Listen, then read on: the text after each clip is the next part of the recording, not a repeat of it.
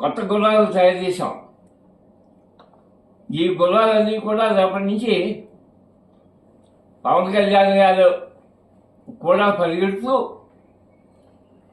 పవన్ కళ్యాణ్ గారు సాధనే ధ్యేయంగా ఆయన్ని రాజ్యాధికారం చేపట్టడే ధ్యేయంగా ఆయనకి అధికారంలో ఆయన గౌరవానికి ఏమాత్రం కూడా తగ్గకుండా తగిన హోదా లభించేటువంటి పరిస్థితుల్లో ఆ ధ్యేయంగా వారు చేపడుతున్నటువంటి ఈ కూటమి అంటే తెలుగుదేశం బీజేపీ జనసేన కూటమి, ఆ కూటమి యొక్క విజయమే ధ్యేయంగా వైఎస్ఆర్సీపీ అధ్యక్షుడైనటువంటి జగన్మోహన్ రెడ్డి గారిని ఓడించడే ధ్యేయంగా ఈవేళ ముందుకెళ్ళటానికి నిర్ణయం చేసుకుని ఈవేళ నుంచి కూడా ఈ పరుగులో మేము కూడా భాగస్వాములు అవడానికి మేము నిర్ణయం చేసుకున్నాం.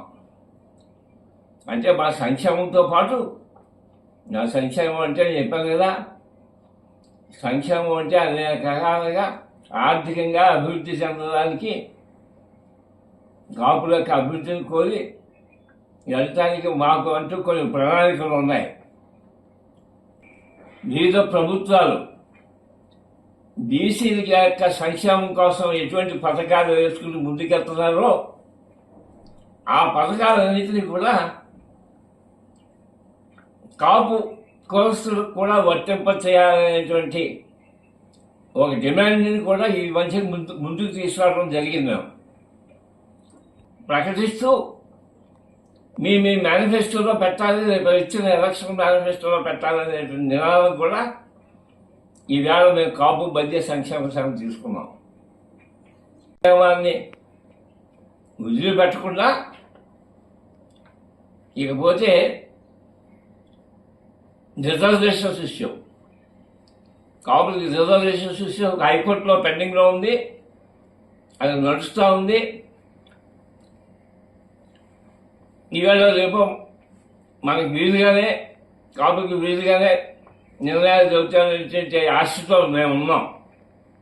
ఈవేళ రాజకీయంగా మేము ఏదైతే సాధించాలని అనుకున్నామో, రాజ్యాధికారాన్ని సాధించాలని అనుకున్నామో, ఏదైతే పవన్ కళ్యాణ్ గారి ద్వారా సాధించాలని అనుకుంటున్నామో అది సాధించడం ధ్యేయంగా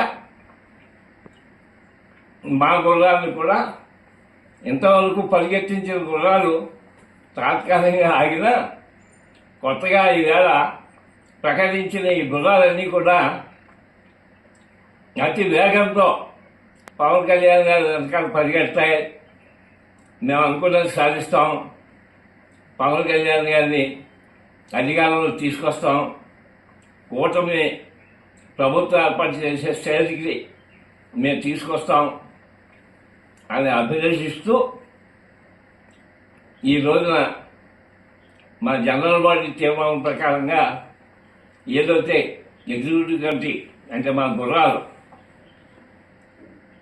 ఆ లిస్టుని ఈవేళ ప్రకటించడం జరుగుతుంది.